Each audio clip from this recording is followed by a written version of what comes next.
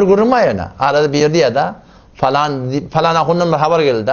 Onu deyiptir diye şu Pakistan'dan okuyup gelen, Beluchistan'dan okuyup gelen, şu taşlardan okuyup gelen gelip fitne dövlet yerleştiler.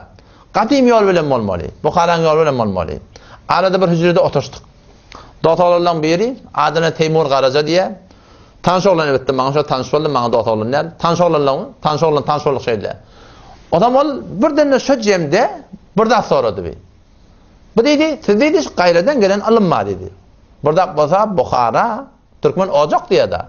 Siz şu ocaktan gelen alımdan okuymani gidip de Bukhara Zahidana, Beluchistan'a, Pakistan'a, Hindistan'a gidip okumaktan neme gereği varsın dedi. Yine ocaktan gelen alım var da şunu okuyayım valla.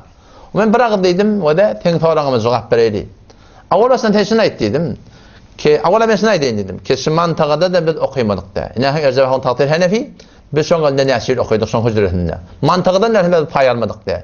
Ama ben şuna dedim. Şu ten Bukhara diyenin de şu Bukhara'da fakat şu 4-5 tane ahun okuyamıştık mı? Yaşadığı merkez cihaniymiştik mi? Tacan ahun, Atacan ahun, Bayramgül ahun, Yevnebir ahun, şu 4-5 tane Türkmen ahun okuyamıştık bir şey dedim. Ya yoksa da merkez cihaniymiştik. O cevap geldi ha merkez cihaniymiştik. Hop.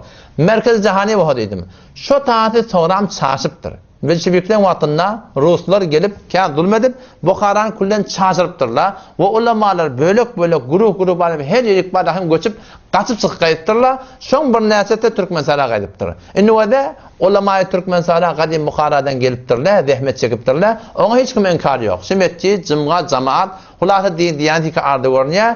Derhal suret şolong çeken zahmeti, onlardan avvaldan çeken zahmeti için Müslümanlar. Onun inkarı yok ben dedim. Yani ben şuna cevap verdim. Şu Bukhara şeyden çaşıptır, Daşçıvar'a gidiptirler. Şu Daşçıvar'a çıkan ulemalar ayet şolar Hanefi mezhebi tedbin edip fıkhına, tefsirine, hadisine, fatva kitaplarına şolar şuna zahmet çekip tedbin edip gösteriş veriptirler mi? Ya yok. Türkmen Sehra şu kadim Bukhara'dan gelen ulemalar şuna zahmet çekiptirler dedim.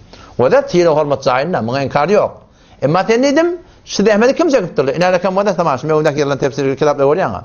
Şun hiçbir gayeti Türkmen Sehra'nın kıdır. Hiçbir gayeti Türkmen Sehra'nın kıdır. Fıkhi kitapları var da mantıqada, Hedayan haşiyetinin var da Hindistan, Pakistan. Şerh-i Vakayan haşiyeti Hindistan, Pakistan. Nurlanların haşiyeti Hindistan, Pakistan. Usul Şaşin haşiyeti Hindistan, Pakistan. Ondan sonra ne? Muatta İmam Muhammed Hindistan, Pakistan. Bu doğru hadiste ahum mozak olamında 8 tane kitap okuydular. Bukhari haşiyeti Hindistan, Pakistan'ın. Ondan sonra Sahih Müslim'in haşiyeti, Sahih Tirmizi'nin haşiyeti, onun Sunan Nesai'nin haşiyeti, Sunan Ebu Davud'un haşiyeti, Musned İmam Ahmed'in haşiyeti, hatta Muatta İmam Malik'in haşiyeti.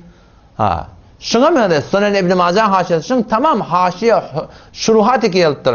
Xoda Hanefi mezhebinin fıkhının şuruhatı nereden geliptir? Müslümanlar Daşçıvar'dan geliptir. Pakistan'ın Hatay'a demek gerek ki.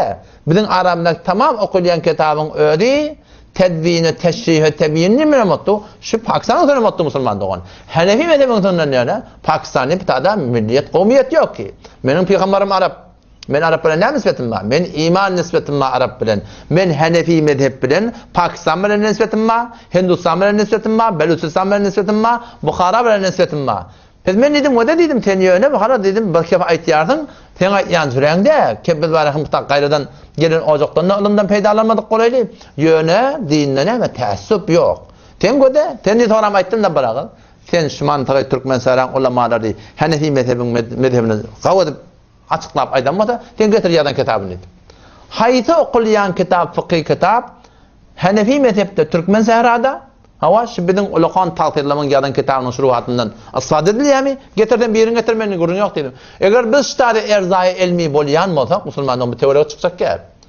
Vağan yani, vağan ştari hakikat kandırılıp göverdiyen olsa, hakikat ştari ayrılıp durulmasa aytyandan belli adam da var. Bağın ştari anırbaş Hanefi mezhebi amal edip durun, Hanefi mezhebi yörçök deyip durun malakım, yüreğin su uçup durun yeri olsa var ya, ihtiyaç yok da şey çıkmakla Müslüman doğan. Onun için hemşi fırın çinmeli. Hop. Ki Bukhara'dan gelen okuymayardın. Yok, Bukhara'dan gelen ilimden elhamdülillah, Türkmen Serada okuyuluyor. Ama daş devraga çıkmalı.